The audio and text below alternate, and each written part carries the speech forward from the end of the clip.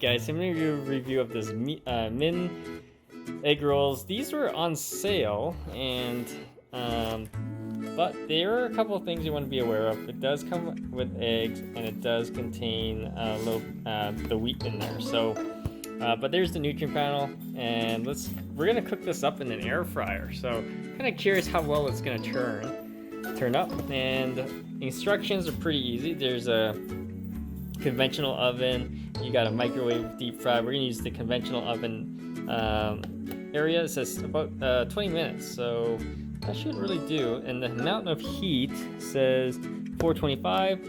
I think 390 on an air fryer was pretty good, so we don't want extra crispy. The air fryer is all done. Let's open this up. Ooh, okay, so this is what it looks like. It is, so definitely be very careful with your heat on this. It's almost too much. We might have to lower it, but the instructions said like 425, so let's be aware of that, and let's do a quick taste test. All right, so here they are. They are super hot. Okay, so you can see the filling there. Let's see if I can get some of this filling on my spoon.